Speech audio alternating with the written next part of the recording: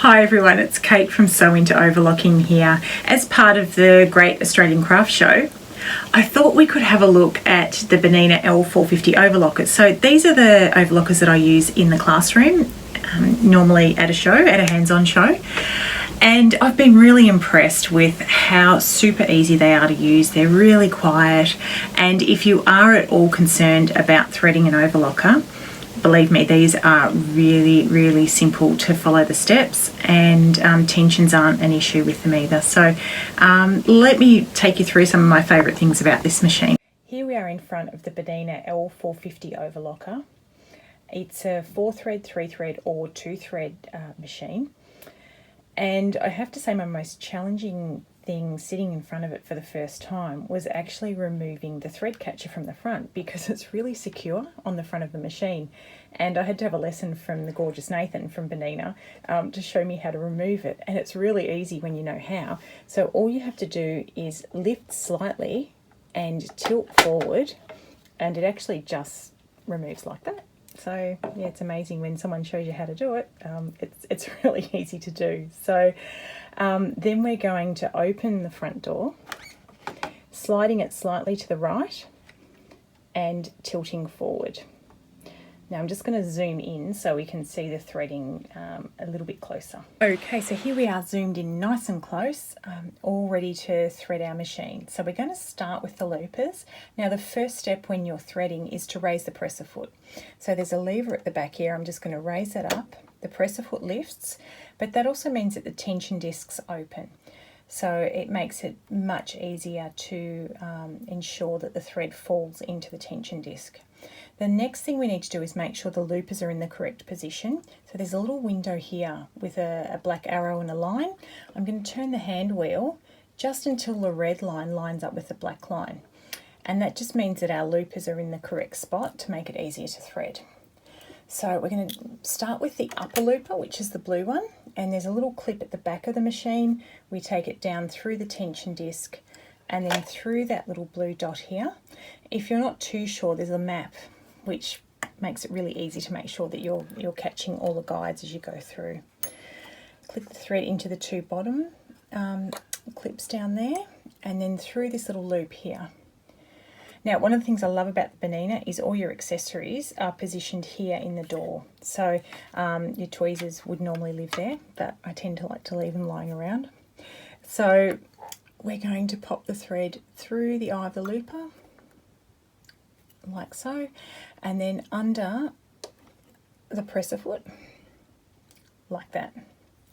The lower looper, we're going to take the thread from the top, click it in to the guide at the back, down through the tension disc, into your first red dot here, into these two guides at the bottom where the blue one's running, and then into this red guide here. And then we have a little lever which has a red arrow on it, so I'm going to push that down, and what that does is it exposes the back of the looper arm there, and I'm going to hook the thread around into that and then push that little arm back up, and that means that the thread is then securely into the back of the looper. And we're going to go through the eye of the looper. Now this is the one on most machines that people are terrified about threading. See how easy that was? Yeah, the job's done. So now we're going to do the needles. So the right needle is the green one. We're going to take the thread into the back, down through the tension disc again, through the guide at the front. It's probably a little bit difficult to see. I'll see if I can tilt that up a bit. And then we go around, and we're going to find all the green guides through there, and down to the eye of the needle. So when it comes to threading the needles, you know, it can always be a little bit difficult, but the Berninas actually come with these amazing needle threaders. So what we're going to do is hold that with the little arrow sitting to the top. The thread goes through horizontally, and we make sure it sits nice and loose. Don't pull the thread too tight or there isn't enough thread to go through. And then you very gently take it towards the needle, just touch the little pin in the middle there, and it will touch the needle, slide down, give it a little push, and pick it up with the hook on the end there, and your needle's threaded. So I love those tools. They are so easy to use and they just work every time. But you have to be gentle with them. A lot of people tend to bend the little pins that are in the middle if they're too rough with them. So now we're going to do the left needle. So just pick the camera up again, and we're going to go under here, down into the tension discs, and we're going to follow the yellow this time. So up and around, back down into the left hand guide and the left hand guide here. The camera down, and then we're going to thread this one up. And again, that little hook will take it through.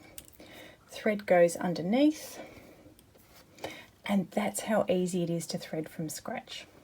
I think they're just really amazing machines. So I'm going to close up the doors, lower the presser foot, and all good to start stitching. Thought we might just take a moment to go through where all the dials are to change the settings on the L450. Across the top here we have the tensions for all the individual threads, changing to a higher number for tighter tension and a lower number for less tension.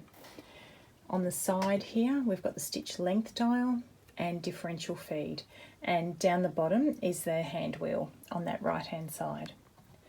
Coming across to the front here, there's a dial there with a plus and a minus underneath. What this one does is actually changes the cutting width. So you'll see on the top here the little arrows pointing to the dot, which is 6mm, and that's probably your standard cutting width for most overlock seams. When we adjust that dial, the blade actually moves out, so you'll see the blade moves as well as that little arrow, which is giving us our marker for how wide our width is. So the advantage of this is it'll go out to 9mm, which if you want a really wide seam you will have to adjust the tensions accordingly. But this is a fantastic advantage if you want to get into textile art and doing fabric making and all sorts of weird and wonderful things, which I love to do on an overlocker. The lever at the front here is for removing the stitch finger. So when you're doing a rolled hem, we simply slide that back out the way and the stitch finger will pull back. When you go back to your standard 3 and 4 thread overlocking, we just push that forward and the stitch finger is back in position. The guide that comes in the accessory pack is fantastic if, one, you can't sew straight and you need a nice straight edge to sew with, or you're making something with using a commercial pattern, and with a commercial pattern you have your 5/8 seam allowance. So it's really easy to fit onto the machine. We just open this left hand door and then we sit the guide like so, and then close the door up.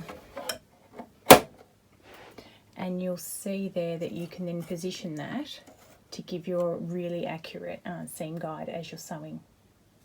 I hope you've enjoyed seeing how easy it is to thread this machine, and later I'll be running presentations on lots of things like using decorative threads and maybe some of the accessory feet that you can get for these as well. So I'll look forward to seeing you soon.